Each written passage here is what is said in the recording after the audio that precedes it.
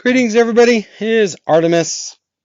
This is a partial review of Star Wars Clone Wars Season 7 ending explained and the season. We're just kind of go over it a little bit and go from there. So, in the last 24 hours, Disney Plus has dropped Season 7, Episode 12. This ends Clone Wars. I have to say, I watched it from beginning to end, and I really, really enjoyed it. The first arc was called The Bad Batch and stuff. I really enjoyed this arc and stuff like that. It was these troopers and stuff like that. They had all these like really unique, quirky ways. One was kind of like a strongman, one was like a real tech dude, one was a tactician, one was a sniper, and all that. And I really like this Bad Batch and stuff like that. They're kind of total gun ho.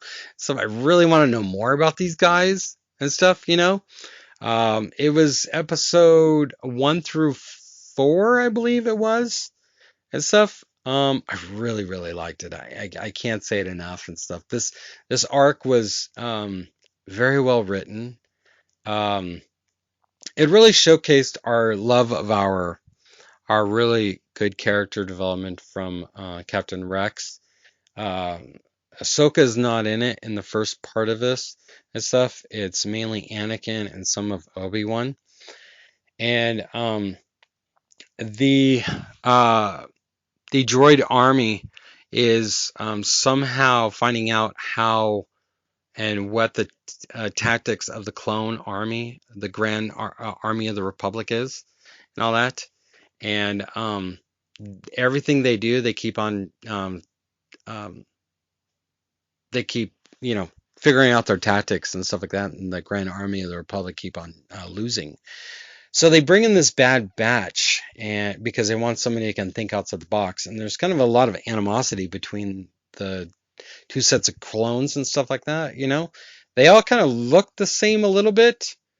Some of them are a little different and stuff. So I'm assuming that there was a kind of like a different template used and stuff like that, because some of them they don't look anything like the Boba Fett clone template at all.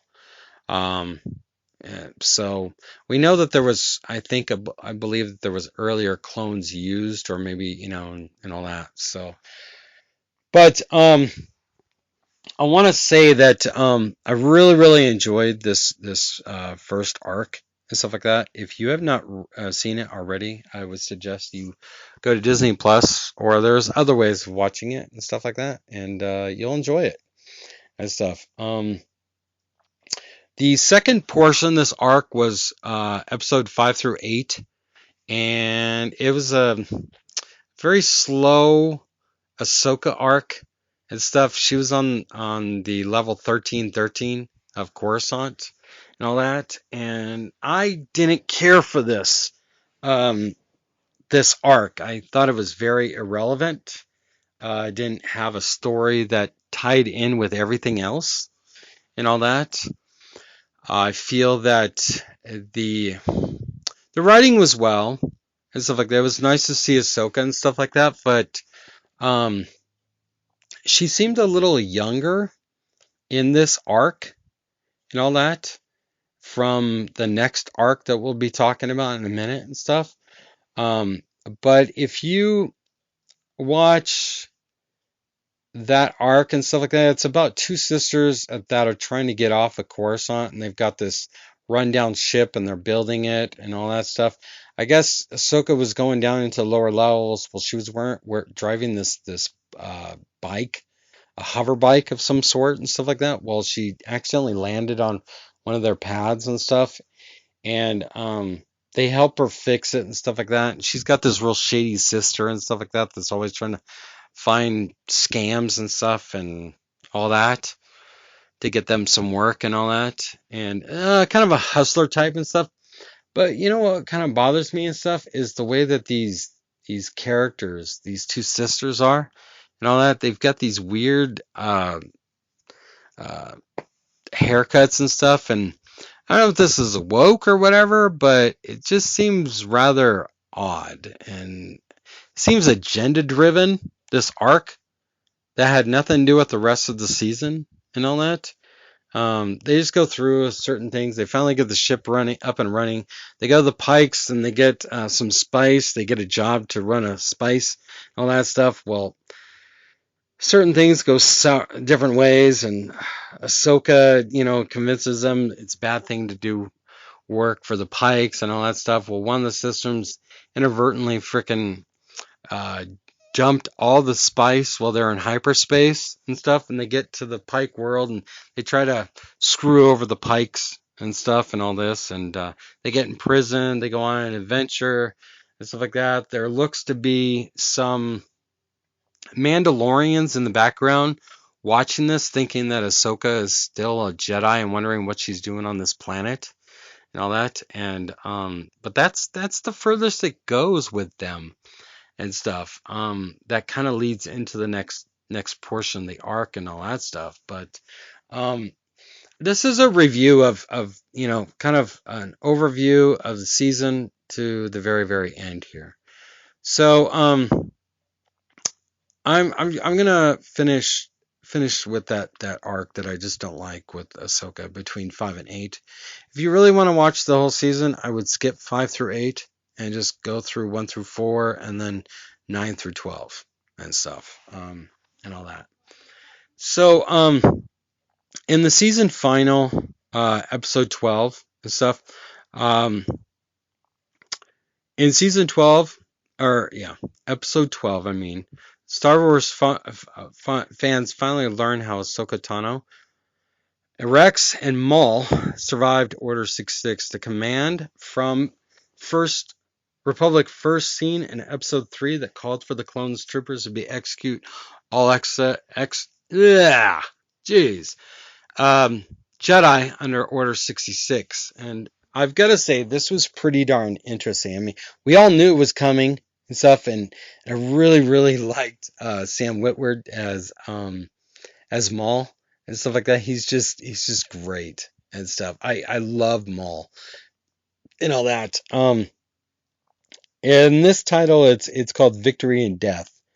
Followed from the last episode which Ahsoka freed Maul. He was imprisoned on Mandalore and all that stuff, and he was rambling on and on and on about certain things with Ahsoka and stuff about who the Sith Lord was, when this order was going to come down and stuff like that. And Maul wasn't even privy to the details of what was coming, but he was like, this was just ingenious, which it was. It really, really was, and all that. I'm not going to go into a lot of spoilers. I'm gonna go into generalities because I know this just dropped, and I don't want to spoil this for anybody and all that. The episode also saw her remove the chip from Rex. That would Ahsoka removed the chip for Rex and all that. So I know that I'm giving away some details and stuff like that, but everybody kind of already knows that he did it or had it done and stuff like that. But you don't really know how and stuff, or why, or so on and so forth, all that. It's a very, very interesting arc, though. I'll tell you that. In all, the last two episodes were phenomenal. I'm not saying that the other two were, or was it 9, 10, 11, 12?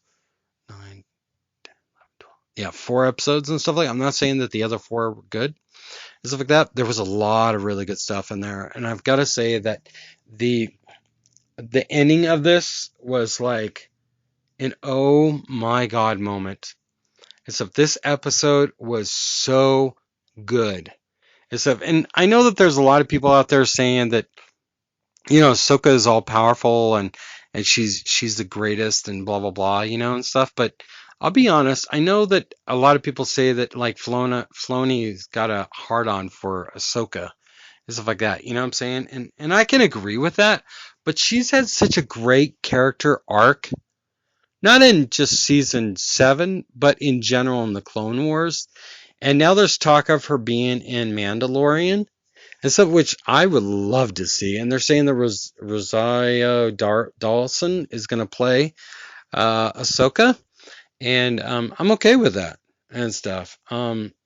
I really like the Ahsoka character. She's been very well written and development cycle and all that, and growing and how big she's gotten and all that. She was in Rebels, the last probably 2 seasons I think of Rebels, I believe. So and I really liked her in that too as well. And now she's on this mission to find Ezra Miller or Ezra, I mean Ezra from Rebels. And because if you don't already know, spoiler alert, Ezra and Thrawn got thrown into they were on board a ship, and these space whales come down and stuff. And during it, Ezra forces the jump system, and they are gone. We're assuming that they are in unknown space. So she's on a mission to find him along with Sabine, which is a Mandalorian in Rebels. Another character I really like too as well and stuff. I know a lot of people go, "Oh, she's always tagging things and she's an artist, spray painter and all this blah blah blah blah, and stuff." But I really like the character. She's very well developed and stuff. She's got flaws and stuff. So but in the end, Ahsoka and Rex, they find a ship to escape on, and it's not an easy escape and all that. They make it out look like they died and all that, and but I have to say that the episode was very well written. I know that a lot of people will be mixed on this, but I suspect that this is not the last time we see Ahsoka and all that. I think that she'll be back, probably in the Mandalorian, which would be kind of interesting because the Mandalorian's got a baby Yoda. So, and in Rebels, Ahsoka came upon the Emperor trying to round up Force-sensitive children. And you got to remember, during the height of the Republic, there was 10,000 Jedi Knights to protect Force-sensitive children and all that stuff. So I'm wondering where these Force-sensitive children went, and stuff, because there is no Jedi Order, of course, and all that, and in the new spawn that is frickin' Disney, there is no more Jedi. If you want, unless you want to say Rey, but give me a break, dude. She's the all-powerful, bestest and stuff like that, dude. She just is crap, I'm sorry, but I'm just, it's just ridiculous. So I'm assuming that maybe the Mandalorian might come across Ahsoka, or Ahsoka will find them somehow, or and all that. So, but I'm gonna wrap this up. Let me know your thoughts below.